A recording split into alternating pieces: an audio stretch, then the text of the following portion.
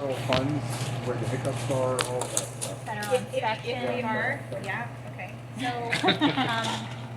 we'll have to back up a little bit, but, so a couple different things. There's a farming side of the business here that, Sean and Tom work heavily in. And Sean, we met with Tom several years ago. He was a client of our meat processing facility, the combined meat processing and rodeo wild game. And kind of found out that he was a beef cattle herdsman, so we actually changed our practices from traditional farming practices to more regenerative farming practices that are just seemingly better for the environment, for the cattle, for us as people. I think it's been very beneficial. So he's been with us for about a year and a half now. Yeah, we're really happy to have him here. So he's focusing primarily on taking care of the cattle. And I will definitely hand it over to him to talk to you a little bit more about that. And then the other side of our business is obviously the processing facility. Started as wild game 22 years ago. 2003. Yeah, 22 years ago. Sean started this with his dad very humbly, and it's kind of expanded quite a bit to this. And we've been in domestics for 3 years now. That's going on 3 years. Going on 3. We were recipients of a grant to do a expansion to USDA. We've had some significant challenges in landing that from the perspective of inflation costs from starting with COVID and then kind of compounding now. Contractors being able to come in, scope of project really expanding and being a lot more expensive than what we had anticipated. So we've invested a lot in that already. We're still in process with that. The grant that we had was started with the former administration, with Northam, and then finished with our current governor. So we're just we're still working towards that USDA expansion. Right now, we're just doing custom exempt for the community. That's been successful, but certainly something we want to offer as USDA futuristically. So yeah, so we're at this is our plant here. Our long-term goal is to really the cattle that Sean and Tom are raising and taking care of now. We'd like to run them through our facility, obviously, because that just makes a lot of sense for us. As far as the meat processing side of this and grants, the one has just been that one federal grant, which was a $40,000 from the state, and then a county match. The only one that we've taken advantage of and been able to take advantage of this time. Those are very laborious to go through, those processes.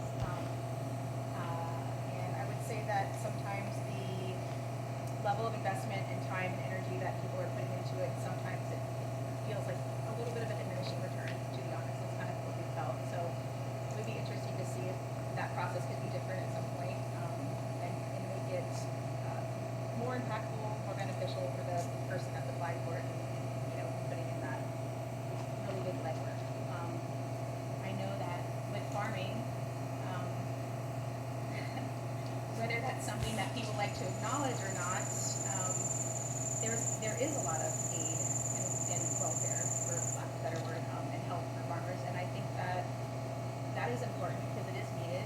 And two things can be true. You can be a very hardworking person every single day, long hours, and also still need help. So I think both things are true. And the term you're thinking of is support. Yes. Support. It's almost like, and I know this sounds bad, it's like too much support because they get in a habit of doing the same conventional like Yes. the average person did. Traditional farming practices. And like, I don't know what would make them think that they made any money. You know what I mean? And I've certainly, we've made more money in the last year and a half since we changed practice than we have probably the last, I don't know how many years. But you're used to doing the same thing over and over again and you expect different results, and that just, What are the practices that you've adopted then? regenerative type, rotation grazing.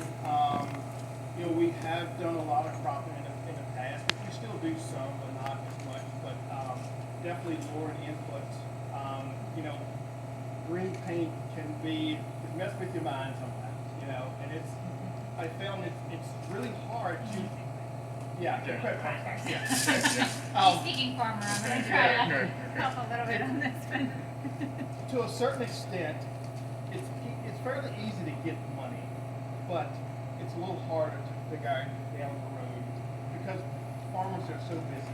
Yeah, they have so much going on, and for me, I was not the best business person, and I can't speak for other farmers, but you know, it just makes it really difficult. And you know, and even now, you know, it seems like every time you turn around, you know, there is a payment that you're getting. I'm appreciative for, but none of that gives you an incentive to do something different. You know, you still want to go to the same old rabbit hole or do better. You know. I think what we found, I mean, I think, you know, COVID was an eye-opener for everybody, but just looking at insulating ourselves from supply chain issues, I mean, what happened, I never knew that Ukraine was one of the largest producers of chemical fertilizer until we had that issue, and then, you know, looking at just insulating ourselves from supply chain issues, from inputs, like Sean said, but also, you know, when we look at the support that's given, we want to see things supported that are sustainable. Yes. You know, not just things that are propped up and kept propped up because that's the way people used to do it. There's an environmental component, but there's also, I worry more about, we've seen a lot of federal money cut, and it's like, well, what can our state do to insulate us? I don't want something to happen in Washington that changes what's been given to us here, you know, when we've stewarded the land well and money well, and, you know, what can we do to insulate ourselves from, you know, the things that are far out of our control as far as where the support goes. Are you all participating in USDA and RCS programs to support some of your regenerative Yes. practices? Yeah. Now, is it helpful or not? Because Oh, you it's know, it's it's going to super have helpful. any hopefully work on a farm bill where there would be additional Yeah. opportunities. Yeah, they're definitely, you know, definitely helpful. You know, we do cover crop religiously, and we do a fair bit of summer cover crop as well. The fields that you know don't make the cropping cut. So yeah, that's, you know, NRC is definitely helpful for us. What about with the rotational grazing? Were you able to get any funds for any of that, or was it the state? Well, the fencing projects, right? Yeah. Well, Yeah. fencing That's project, state- yeah, state level. but as far as to do like rotational grazing, I don't know of any incentive to We're do hoping, it. yeah, there are currently, to my knowledge, not very many incentive programs out there for holistic land management. Yeah. There's a lot of stuff for soil and water, you know, Chesapeake Bay money, you know, which they walk hand in hand, but I think the industry's still catching up to you know, what we're trying to do here now. We hope to see more of that for sure. Yeah. There are just a lot of benefits to regenerative farming that I think the community at large is not super aware of. And also you get stuck in that rut of like, you've done things, your family generationally has done things the same way for so long, this is just what we do, we work hard, it's, you know, a good steward of the land. But then like you have these massive investments and then you're just kind of like breaking even and you are relying on being like propped up by these subsidies and things like that, which are important, but there's definitely the opportunity to do something really, really well if you just knew that you could and believed that you could. And it was actually a point of contention for us because I grew up in this very regenerative kind of hippie cultural type thing where it's like we treat the land well, the land will be good to you kind of thing. And it was like, but that's not how this 100-year plus farm had been doing things, and that's not how he'd been doing it the 20 years before I met him. And finally he came to it and I was like, it was so great. And then he saw very quickly with the rotational grazing, he and Tom worked so beautifully together, and the cattle, they just responded really well. It was like the way the land literally healed itself with just like 45 or 46 days of rest within that amount of time. And it was like, and then our cattle weren't getting pink eye because they weren't being exposed to certain things. Everything was just healthier and happier, and the amount of money we were putting into it was really nothing. How did you learn about the regenerative farming? How did you decide to? Tom was a big part of that, and Sean was doing a lot of like podcasting, and it was something that, you know, I kind of was familiar with, but it's not my skill set. My skill set is dentistry, but like, you know, just knowing that it's something that was available, and you know, they're doing it maybe more like out west and things like that. But you know, certainly it was like these two got together and just kind of like went, and you know, he's been a great teacher for us, and that, you know, we're just seeing everything like doing really well, and it is a process, right? It never happens as fast as you want it to, but it's happening. And just from us as a family, from a personal perspective, it's like Sean traditionally farming the way he was, you're putting out so much money every year and praying to God and all the people and all the things that the weather is going to allow for you to be successful. And there's so many things that are outside your control. So when you have a year like this where the weather's been so kind to you and so hot and so wet and all these things, it's like you're seeing this corn pumping and the soybeans going, you're like, yeah, this is going to be great. But you're also forgetting you've spent a ridiculous amount of money on getting it to that place.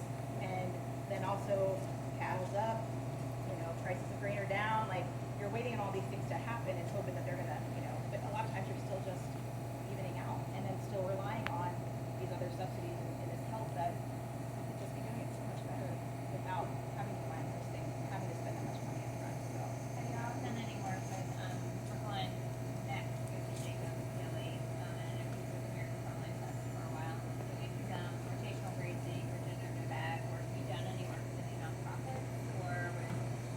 We did a couple of workshops with American Farmland Trust with Jacob, and we definitely, the nice thing about our area is we have, albeit very few, but more than most people in our area doing this stuff. So we're hoping that network grows, because it's great when you can call somebody. I mean, so much of what we do is not necessarily, you learn about it as you go, and that's by design, because what Jacob does on his farm is different than what we can do here.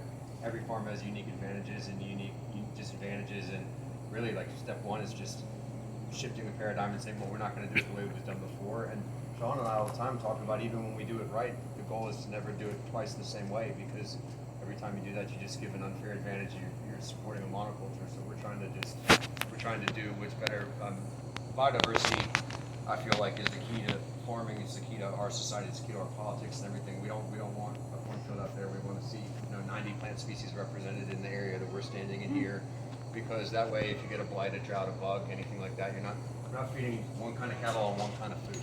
We want to be able to pivot, and just as long as we take care of the land, take care of us. And granted, I graduated from Tech in '98, associate's degree, and not one time did they mention a degree. It was the same conventional. Do you think the cornfield has changed at all? I don't know. It's interesting that you asked that, because we have had interns coming from Tech that we posted here. And I don't really remember them ever talking about, like, Natalie was here. Yeah, Natalie didn't, but Maggie, she went to University of Maryland. UMass. That's right. Yeah. I think the 2-year program is more traditional, right? The 4-year degree program, particularly with their AD classes and, things like sustainability or some of the other, and then they will work with you through some of those different, different production practices. But the other place that I know there's some work happening is sort of in other areas to try to kind of say, all right, how do we set up a group of producers who think from each other. So that's what we've learned over the years is when you introduce the practice, and then y'all all work together to figure out how to make it work independently. Are you guys using livestock risk protection or anything with cattle races? Yes, we do. there? Yeah. Okay. Yeah. So that's a federal program Yep. that was included in maybe the 18 Farm Bill, which is huge right now because the cattle prices are very good. But they will not always get it. Yeah, but it's something. What do you think it accounts for the high price of cattle right now? They're pretty darn high. Yeah, I mean, of course, the big drag from the Midwest last year, I think, but also, beef is a big protein, item and demand. I mean, I remember when they were, $1 a pound, and I was like, wow, that's good. Then $2, and then Meeting at the market. yeah, at the market. And even like this $4, this is crazy. I mean, but we'll definitely take it. I still, we want to get, so we have to never take another animal to the market again. Everything is, Flowing through us, through our flowing through cattle us. production. Stays here. It just has one bad day. What is the what producing it or processing it here versus taking it to market? What does that mean for your bottom line? So I don't have anybody else dictating my price. The way the market's here, you could, we have 2 here local here in Madison. You could, and we go to a lot of graded sales, and it's just a matter of what that grader's looking for that day. I'm sure there are people who buy cattle there for a grade and then take it to another market and sell it for a higher grade. But I don't like for someone to dictate my price of the cattle that I have the majority of the work in. And it's the same thing with the grain. It sucks that you have the biggest input for grain, but yet you depend on someone else, another market, to tell you what you get for it. But to your bottom line, what does that mean? Like how much? It could be the difference of like 20%, I would think. Or more. Yeah, or more, Yeah. definitely more. Or more. Definitely more. Yeah. We're kind of like, we've kind of piloted that right now, right? We don't know for sure what it will be, but I would say that 20 to 25% is probably what we could estimate. And do you sell any of your cattle to other to buyers, to retail buyers, that to be? We have sold what that one group to other people, and, you know, we can sell cattle that are weaned and actually are hot wire broke, which, you know, for rotation grazing is really important. And I think there is a premium for that. But you know, in a sense, most everybody around here does that anyhow. When you sell cows at the sale barn, you were selling them to other buyers, they're just big buyers. They're buying cattle all over the country and they're going out west to feedlots and stuff. We'd rather sell them here. We're looking at a bill that would allow basically retail buyers to purchase a cow, have it raised and processed here, and then that would provide exemptions to the processor from like requirements that big processors are bound to. From like the USDA processing perspective? Oh, that's interesting. Okay. That would be fantastic. I Yeah. mean, a lot of the things that a lot of the times that in the cow-calf market where they're going to feedlots and stuff, a lot of the regulation on that is, I believe, under the guise of public health, but it's really about Yeah. who's getting paid. Yeah. Because I know, having seen the animals come to this shop, that nobody has more concern for the quality of the animal. I guarantee you a beef that's butchered here is being treated better than the beef that you see in a grocery store, but the guise is under public health, the regulations under public health. But it's really about, you know, you're not paying the money. As long as we can keep our federal equal to status for meat inspections, because if not, then what we lose is all the money from the federal government that provides it. So there's a push and pull, but there's a way, I think, I'm looking at We have, that you can write that into the legislation to make that work, so that it wouldn't Have you seen jeopardize it yet? it. I think, Fabiana sent it. Yeah, to okay, us. good. Yeah. Well, that's, people should definitely know that. And again, that's a bipartisan effort. Yeah, great. But also, I just hope they don't lose the emphasis of food healthy, you know, food Yeah. safety quality. Yeah. You know, like, because I think there are could be some sketchiness goes in. I think, you know, the inspector keeps everybody, you know, on the same, you know, road, but yeah, it does, it's not fair that, you know, big, you know, plant, you know, we have the same requirements. That makes it a little tough. If you're able to- The inspection, you have to have an inspector here, right? That's right. Oh, yes, Right. Yeah. yes. Can you maybe walk through that, maybe you understand all that, because it's pretty intense for them to have an inspection here. So we aren't USDA certified yet, If you were. but if we were, I mean, you know, we're supplying them an office, a space to be, and yeah, they're part of the entire process of the kill and the slaughter. I mean, go ahead. Yeah, so they have to visually inspect every animal before it, you know, before we proceed. Because anything that they see off, you know, has to go to our separate pens. You have to have a, separate holding pen just for animal if it gets, you know, declined. Then, you know, you have, you know, guidelines to go by as far as the whole slaughter, ordeal, which, you know, we still do that here even though we're not, you know, currently inspected. You know, of course, they, inspect all the organs, all the glands, which we do not do that, but, you know, we can visibly see that if something's not right, then, you know, if I would need it, I definitely would give it to someone else. So, And then they're like, if there's failures, right, so if someone were to have a failure, that's, you have to go on back to your hazard plans, and you have to go back to your SOPs and kind of figure out like where things went wrong, and you have to report that, and you have to figure out the mitigation strategies, and there again, like, they, you know, you get shut down for those types of things, so, yeah. This kind Sorry, no, you go ahead. this kind of inspector you pay by the hour? Well, in fact, we do not pay them. Okay.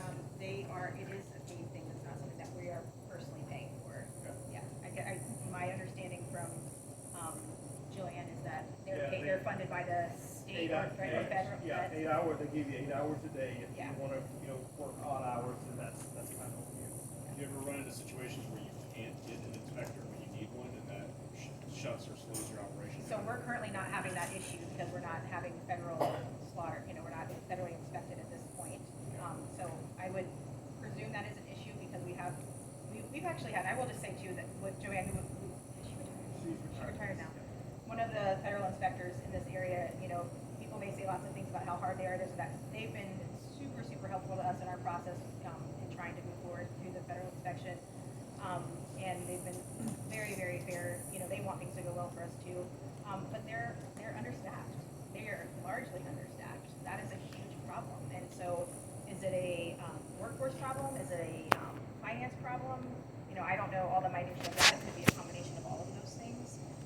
But, you know, I think that what you're stating right now could futuristically be a problem for us, depending on how many days a week that we need somebody. I mean, we are a relatively small plant, right? We're talking about doing 100 animals a week, right?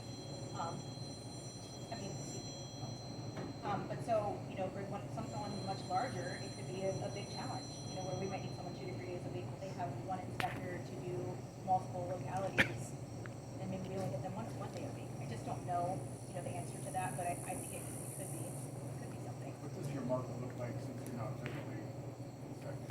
So the interesting part about this, and it kind of speaks to what Tom and Sean were talking about some of the arbitrary rules of USDA inspections. So, for instance, we have clients that are like, oh man, can't wait, we love you guys because you're wild game, you've done several animals for us just personally, which is under our custom exempt inspection that we have through VDAC.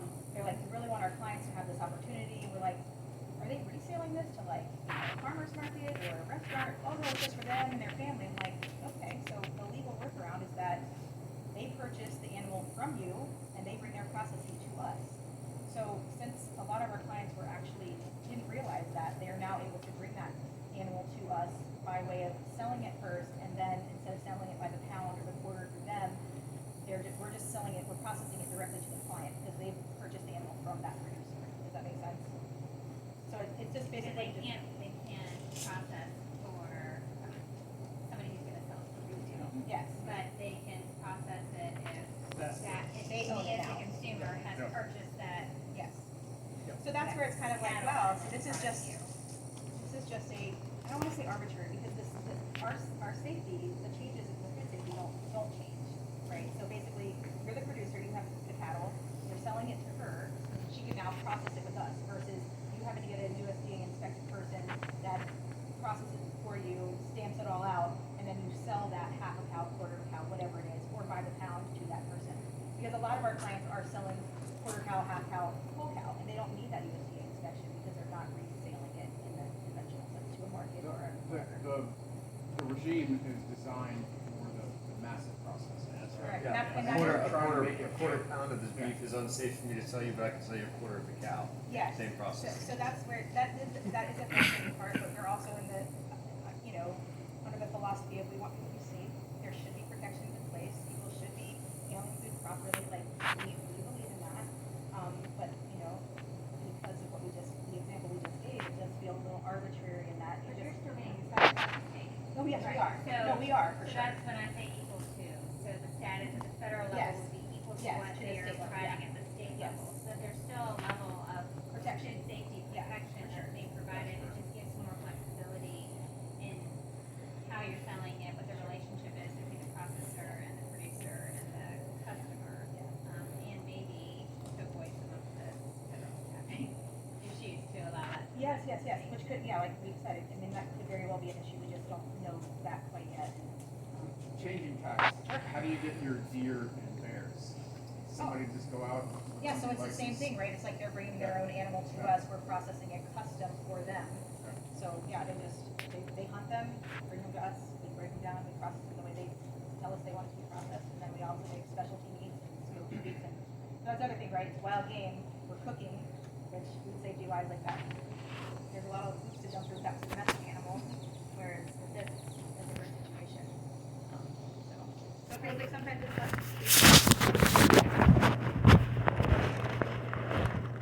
If you wanna walk around? Yeah, if you want to tour. Is anybody here like don't wanna see blood carcass? Don't follow.